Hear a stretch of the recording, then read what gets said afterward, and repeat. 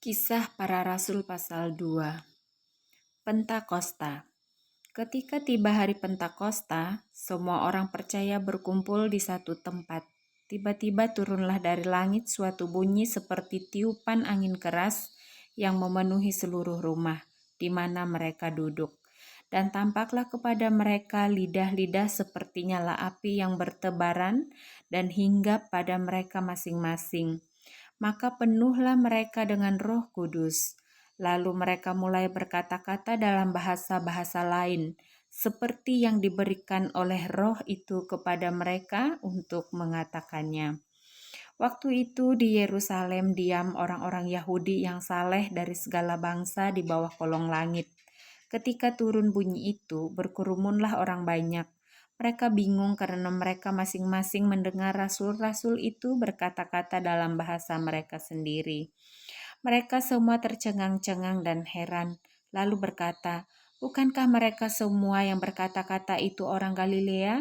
Bagaimana mungkin kita masing-masing mendengar mereka berkata-kata dalam bahasa kita sendiri, yaitu bahasa yang kita pakai di negeri asal kita? Kita orang Partia, Media, Elam, penduduk Mesopotamia, Yudea, dan Kapadokia, Pontus dan Asia, Frigia dan Pamfilia, Mesir dan daerah-daerah Libya yang berdekatan dengan Kirene, pendatang-pendatang dari Roma, baik orang Yahudi maupun penganut agama Yahudi, orang Kreta dan orang Arab. Kita mendengar mereka berkata-kata dalam bahasa kita sendiri tentang perbuatan-perbuatan besar yang dilakukan Allah." Mereka semuanya tercengang-cengang dan sangat termangu-mangu sambil berkata seorang kepada yang lain, "Apakah artinya ini?" Tetapi orang lain menyindir, "Mereka sedang mabuk oleh anggur manis." Khotbah Petrus. Maka bangkitlah Petrus berdiri dengan ke-11 rasul itu, dan dengan suara nyaring ia berkata kepada mereka, "Hai kamu orang Yahudi dan kamu semua yang tinggal di Yerusalem, ketahuilah dan camkanlah perkataanku ini. Orang-orang ini tidak mabuk seperti yang kamu sangka, karena hari baru pukul 9, tetapi itulah yang difirmankan Allah dengan perantara Nabi Yoel. Akan terjadi pada hari-hari terakhir, demikianlah firman Allah, bahwa aku akan mencurahkan rohku ke atas semua manusia. Maka anak-anakmu laki-laki dan perempuan akan bernubuat, dan teruna-terunamu akan mendapat penglihatan-penglihatan, dan orang-orangmu yang tua akan mendapat mimpi. Juga ke atas hamba-hambaku, laki-laki dan perempuan akan kucurahkan rohku pada hari-hari itu, dan mereka akan bernubuat. Dan aku akan mengadakan mujizat-mujizat di atas, di langit, dan tanda-tanda di bawah, di bumi, darah dan api, dan gumpalan-gumpalan asap. Matahari akan berubah menjadi gelap gulita, dan bulan menjadi darah, sebelum datangnya hari Tuhan, hari yang besar dan mulia itu. Dan barang siapa yang berseru kepada nama Tuhan akan diselamatkan. Hai orang-orang Israel, dengarlah perkataan ini. Yang aku maksudkan ialah Yesus dari Nazaret, seorang yang telah ditentukan Allah dan yang dinyatakan kepadamu dengan kekuatan-kekuatan dan mujizat-mujizat dan tanda-tanda yang dilakukan oleh Allah dengan perantaran Dia di tengah-tengah kamu. Seperti yang kamu tahu, Dia yang diserahkan Allah menurut maksud dan rencananya telah kamu salibkan dan kamu bunuh oleh tangan bangsa-bangsa durhaka. Tetapi Allah membangkitkan Dia dengan melepaskan Dia dari sengsara maut, karena tidak mungkin Ia tetap berada di dalam kuasa maut itu. Sebab Daud berkata tentang Dia, "Aku senantiasa memandang kepada Tuhan, karena Ia berdiri di sebelah kananku.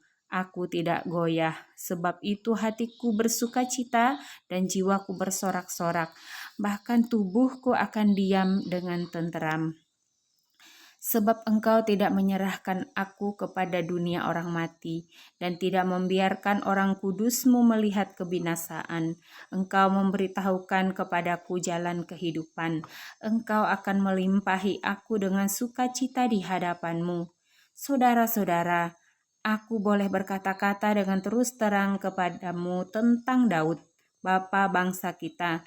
Ia telah mati dan dikubur, dan kuburannya masih ada pada kita sampai hari ini. Tetapi ia adalah seorang nabi dan ia tahu bahwa Allah telah berjanji kepadanya dengan mengangkat sumpah bahwa ia akan mendudukkan seorang dari keturunan Daud sendiri di atas tatanya. Karena itu ia telah melihat ke depan dan telah berbicara tentang kebangkitan Mesias. Ketika ia mengatakan bahwa dia tidak ditinggalkan di dalam dunia orang mati dan bahwa dagingnya tidak mengalami kebinasaan. Yesus inilah yang dibangkitkan Allah, dan tentang hal itu kami semua adalah saksi. Dan sesudah ia ditinggikan oleh tangan kanan Allah dan menerima Roh Kudus yang dijanjikan itu, maka dicurahkannya apa yang kamu lihat dan dengar di sini. Sebab bukan Daud yang naik ke sorga, malahan Daud sendiri berkata, Tuhan telah berfirman kepada Tuanku, duduklah di sebelah kananku, sampai kubuat musuh-musuhmu menjadi tumpuan kakimu. Jadi seluruh kaum Israel harus tahu dengan pasti bahwa Allah telah membuat Yesus yang kamu salibkan itu menjadi Tuhan dan Kristus. Ketika mereka mendengar hal itu, hati mereka sangat terharu. Lalu mereka bertanya kepada Petrus dan rasul-rasul yang lain, apakah yang harus kami perbuat, saudara-saudara? Jawab Petrus kepada mereka, bertobatlah dan hendaklah kamu masing-masing memberi dirimu dibaptis dalam nama Yesus Kristus untuk pengampunan dosamu. Maka kamu akan menerima karunia Roh Kudus. Sebab bagi kamulah janji itu, dan bagi anak-anakmu, dan bagi orang yang masih jauh, yaitu sebanyak yang akan dipanggil oleh Tuhan Allah kita. Dan dengan banyak perkataan lain lagi ia memberi suatu kesaksian yang sungguh-sungguh, dan ia mengecam dan menasihati mereka. Katanya, berilah dirimu diselamatkan dari angkatan yang jahat ini. Cara hidup jemaat yang pertama. Orang-orang yang menerima perkataannya itu memberi diri dibaptis, dan pada hari itu jumlah mereka bertambah kira-kira 3.000 jiwa.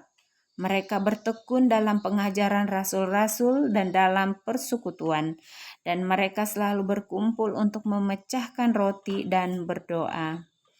Maka ketakutanlah mereka semua. Sedang rasul-rasul itu mengadakan banyak mujizat dan tanda, dan semua orang yang telah menjadi percaya tetap bersatu, dan segala kepunyaan mereka adalah kepunyaan bersama. Dan selalu ada dari mereka yang menjual harta miliknya, lalu membagi-bagikannya kepada semua orang sesuai dengan keperluan masing-masing. Dengan bertekun dan dengan sehati mereka berkumpul di tiap-tiap hari dalam bait Allah.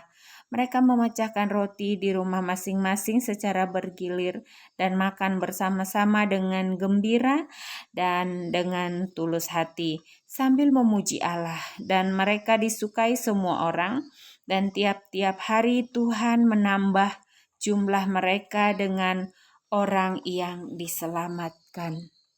Amin.